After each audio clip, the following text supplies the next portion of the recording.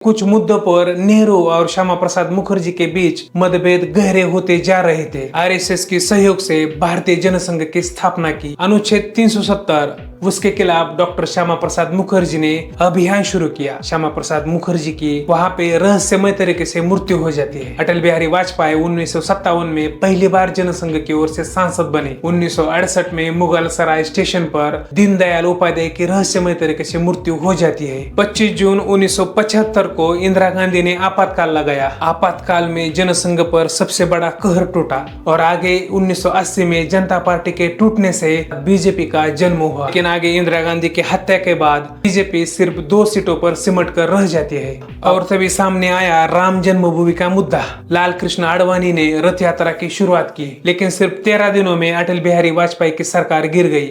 1947 को भारत आजाद हो चुका था, लेकिन आजादी के साथ आया था देश का विभाजन। देश के विभाजन ने कई बड़े सवाल खड़े कर दिए थे।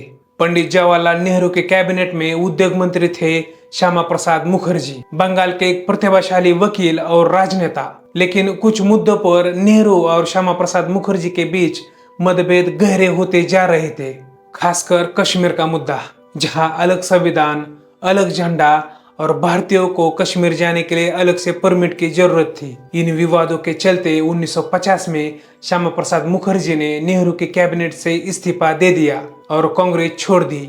और 21 अक्टूबर 1951 में दिल्ली में एक ऐतिहासिक बैठक हुई। डॉक्टर श्यामा प्रसाद मुखर्जी ने आरएसएस के सहयोग से भारतीय जनसंघ की स्थापना की। उद्देश्य था सांस्कृतिक राष्ट्रवाद, एकता, कश्मीर में 2 निशान 2 विधान के विरुद्ध संघर्ष। 1952 के चुनाव में जनसंघ ने हिस्सा लिया। जनसंघ को सिर्फ 3 सीटें मिली, क्योंकि कांग्रेस का दबदबा हर तरफ था। साल 1953 में अनुच्छेद 370 जो कश्मीर को विशेष स्थिति प्रदान करता था, उसके खिलाफ डॉक्टर श्यामा प्रसाद मुखर्जी ने अभियान शुरू किया। कश्मीर उस समय भारत की राजनीति का सबसे बड़ा सवाल था। 2 प्रधानमंत्री, 2 झंडे, 2 संविधान, एक देश 2 व्यवस्था। डॉक्टर मुखर्जी ने आवाज उठाई, एक देश में 2 विधान नहीं चलेंगे। उन्होंने बिना परमिट कश्मीर की यात्रा करने का फैसला किया। 11 मई 1953 जैसे ही वो कश्मीर में दाखिल हुए, वैसे उन्हें गिरफ्तार कर लिया जाता है। श्रीनगर की एक हवेली में डॉक्टर श्यामा प्रसाद मुखर्जी को नजरबंद किया जाता है। लेकिन 23 जून 1953 को श्यामा प्रसाद मुखर्जी की वहां पे रहस्यमय तरीके से मृत्यु हो जाती है। उनकी मृत्यु की स्थिति पर आज तक सवाल किए जाते हैं। जनसंघ ने अपना संस्थापक खो दिया था। डॉक्टर श्यामा प्रसाद मुखर्जी की मृत्यु के बाद जनसंघ की कमान दीनदयाल उपाध्याय ने संभाली।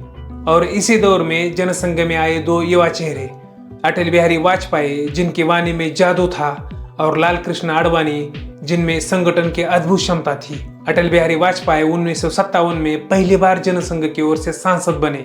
धीरे धीरे जनसंघ आगे बढ़ने लगा। 1962 में 14 सीटें, 1967 के चुनाव में पार्टी ने सबको चौंका कर 35 सीटें लाई। उत्तर प्रदेश, मध्य प्रदेश, बिहार, इन राज्यों में गठबंधन की सरकारों में जनसंघ ने भागीदारी ली। जनसंघ धीरे धीरे आगे बढ़ने लगा, लेकिन जनसंघ की किस्मत अभी और कठोर होने वाली थी। 1968 में मुगल सराय स्टेशन पर दीनदयाल उपाध्याय की रहस्यमय तरीके से मृत्यु हो जाती है। जनसंघ ने अपने प्रभावशाली नेतृत्व को खो दिया।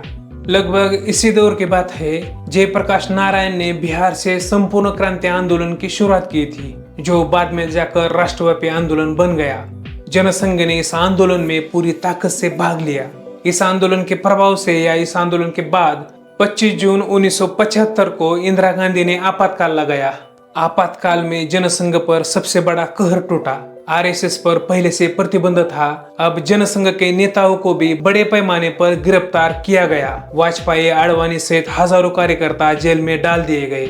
आगे आपातकाल को हटाकर इंदिरा गांधी ने 1977 में चुनाव की घोषणा की। विपक्षी पार्टियों ने यह महसूस किया, अलग अलग रहकर कांग्रेस को हराया नहीं जा सकता। इसलिए जयप्रकाश नारायण के कहने पर सभी विपक्षी पार्टियां एक साथ आ गई। उन्होंने जनता पार्टी की स्थापना की। जनसंघ उनमें से एक था। आपातकाल के प्रभाव के कारण 1977 के चुनाव में इंदिरा गांधी हार गई। जनता पार्टी की सरकार बन गई और मोरारजी देसाई प्रधानमंत्री बने। लेकिन 1980 में आंतरिक मतभेद और अलग अलग विचारधारा के चलते जनता पार्टी की सरकार गिर गई और उसके साथ जनता पार्टी भी। जनता पार्टी टूट के मुख्य दो विचारधारा सामने आई। एक चंद्रशेखर और चरण सिंह के नेतृत्व में जनता दल और दूसरा जनसंघ के नेताओं के नेतृत्व में भारतीय जनता पार्टी। और इस तरह जनसंघ के जनता पार्टी में विलय और आगे 1980 में जनता पार्टी के टूटने से भारतीय जनता पार्टी अर्थात बीजेपी का जन्म हुआ। आगे 1980 के चुनाव में बीजेपी को 31 सीटें मिली, लेकिन आगे इंदिरा गांधी की हत्या के बाद 1984 के चुनाव में कांग्रेस को बड़ी सहानुभूति मिलती है और बीजेपी सिर्फ 2 सीटों पर सिमट कर रह जाती है।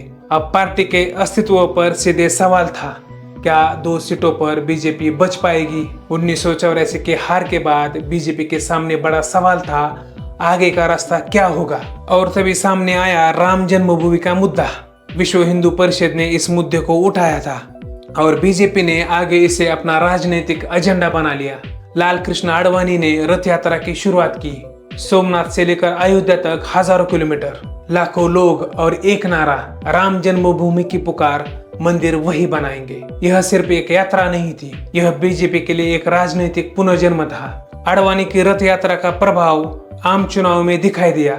बीजेपी को 85 सीटें मिली। बीजेपी प्रमुख राष्ट्रीय दल के तौर पर उभर चुकी थी और आगे साल 1996 में 161 सीटों के साथ बीजेपी संसद में सबसे बड़ी पार्टी बनकर उभरी। अटल बिहारी वाजपेयी प्रधानमंत्री बने, लेकिन सिर्फ 13 दिनों में अटल बिहारी वाजपेयी की सरकार गिर गई।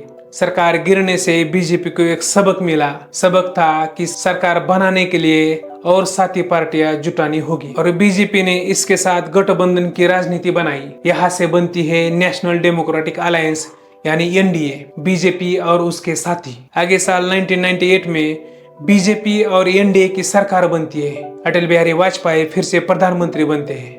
आगे 2004 से 2014 तक कांग्रेस सत्ता में बनी रहती है और 2014 से नरेंद्र मोदी का कालखंड शुरू हो जाता है। इस पूरी कहानी पर आपकी राय क्या है, ये कमेंट में बताइए। चैनल को जरूर सब्सक्राइब करें। शुक्रिया।